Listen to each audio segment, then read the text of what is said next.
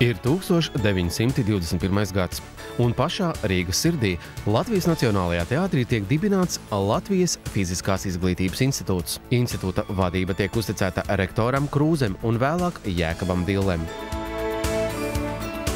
Institūta atrašanās vieta tiek mainīta vairāk kārt. Sākotnēji tā bija Nikolaja, tagadējā Valdemāra iela 1, vēlāk valsts 1. ģimnāzija.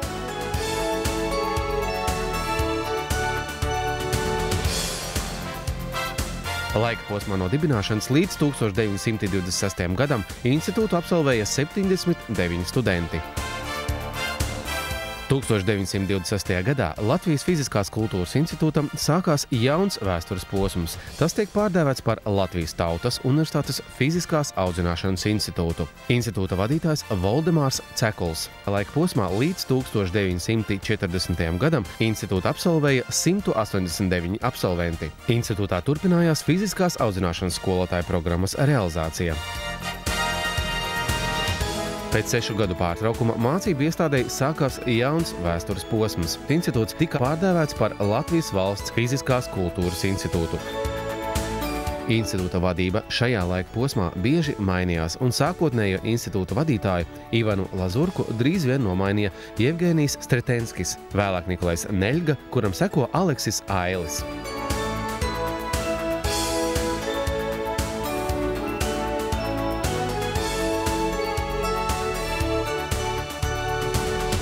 Šajā laika posmā institūta absolvēja 5436 absolventi.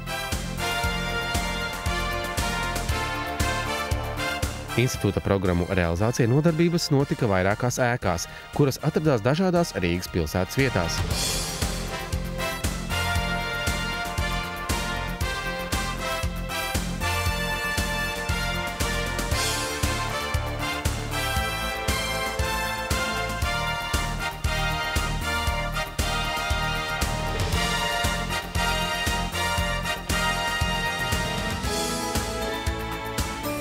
Lielākais tā laika notikums institūta struktūrā ir institūta sporta kluba dibināšana 1946. gadā. Sākot ar 1948. gadu, institūtā tiek pievērsta lielāka uzmanība zinātnei. Tiek organizētas zinātniskās konferences, izdotas mācību grāmatas un cita veida literatūra. No 1959. gada institūta vadība ir joprojām Alekša Aiļa rokās, bet drīz vien to nomaina Jurijs Berdičevskis, pēc tam Andrejs Eļvihs, tad viņa vietā nāk Vladimirs Maksimovs, vēlāk Ilgors Forants un Uldis Grāvītis. 1959. gadā jaunu vēstures lapusi paver spilgtākais notikums institūta vēsturē – savas ēkas atklāšana. Brīvības gatavē 333. Institūta vēsturē šis laika posms iezīmējas ne tikai ar jaunām mājām, bet arī ar plašāku infrastruktūras uzlabošanos. Studenti saņem jaunu kopmītni Brīvības ielā netālu no institūta. Neilgi pēc tam tiek atklāts jaunais mācību korpus, kurā atrodas praktiskās katedras un mācību auditorijas.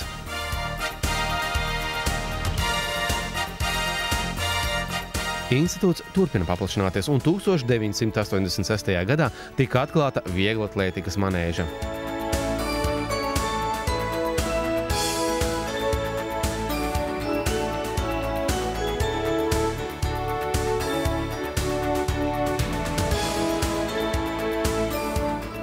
Šajā laika posmā ir notikušas izmaiņas ne tikai institūta struktūrvienībās, bet arī studiju programmās. Institūtā varēja apgūt daudz dažādas programmas, sākot ar fiziskās kultūras pasniedzēja, sporta veidu trenera, anatomijas un fizioloģijas skolotāja, ārstnieciskās vingrošanas instruktora, veselības veicināšanas darba un turisma organizatora un beidzot ar masu darba organizatoru programmu. No 1965. gada darbu sāka treneru kvalifikācijas celšanas kursi.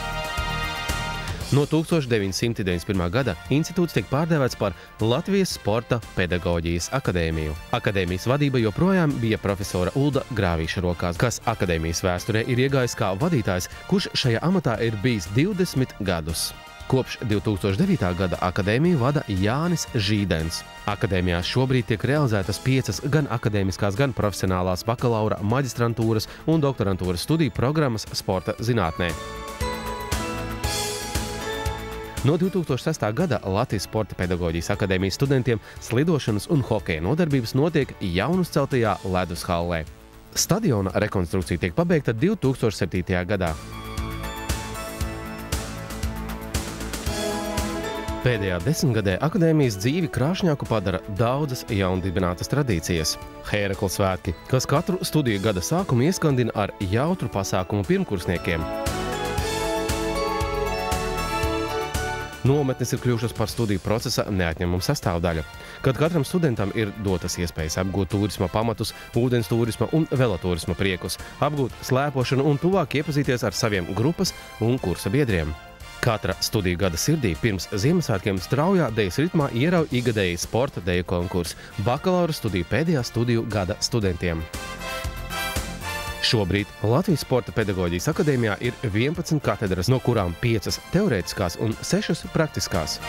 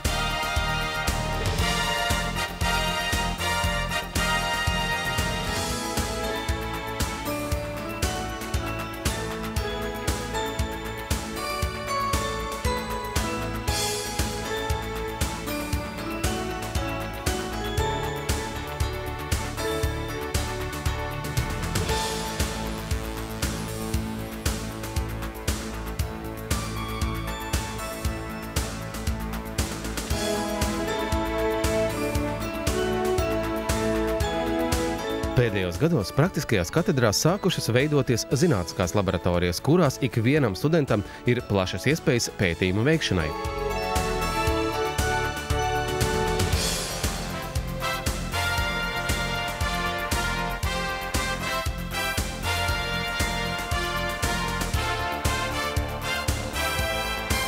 Akadēmijā līdz mūsdienām ir saglabājusies un pilnveidojusies zinātnisko konferenču organizēšanas tradīcija. Zinātniskās konferences tiek organizētas ne tikai akadēmijas docētājiem, bet arī gan bakalaura programmas, gan maģistrantūras un doktorantūras nodaļas studentiem. Regulāri tiek izdots starptautiski citējams žurnāls sporta zinātnē. Akadēmija ir lepna ar saviem mācību spēkiem. Akadēmijā šobrīd studiju procesu nodrošina 18 profesori, 15 asociēti profesori, 22 docenti, 20 lektori un 11 asistenti. Latvijas Sporta pedagoģijas akadēmija ir noslēgusi sadarbības līgumus ar vairākām Eiropas augstskolām, un pateicoties šai sadarbībai akadēmijas mācību spēkiem un studentiem ir pieredzes apmaiņas un studiju iespējas ārzemēs.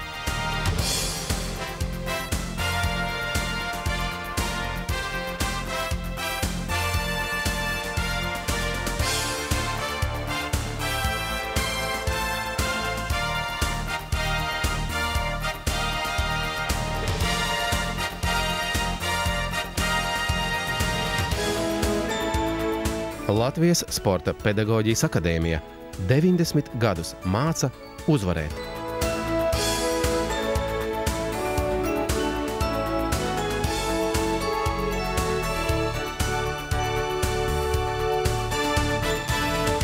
Latvijas Sporta pedagoģijas akadēmijas 90 gadu jubilejai bija veltīta virkne pasākumu, gan sacensības, gan zinātniskā konference, bet jubilejas svinību pasākumu kulminācija bija svinīgais pasākums Latvijas Nacionālajā teātrī. Ļoti cienījamās dāmas, augsti godātie kungi. Labvakar, godātie deputāti, viesi, Sporta akadēmijas absolventi, mīļie kolēģi un studenti. Vārds LSPA rektoram, profesoram Jānim Žīdanam. Latvijas Sporta pedagoģijas akadēmija šodien dienu pilda savu misiju. Un tā misija ir, manā skatījumā, vispirmām kārtām tie ir profesionāli speciālisti priekš mūsu darba tirgus un arī ārzemēm. Un varbūt tas otrs virziens, kas ne tikai profesionālim ir vajadzīgs, bet arī pašai kā tādai šai specialitātei, tā ir zinātne, kas varbūt tās pēdējos gadus ir ar vien lielāka misija, ar vien lielāks uzdevums tiek uzlikts tieši no šīs zinātnes augstskolām.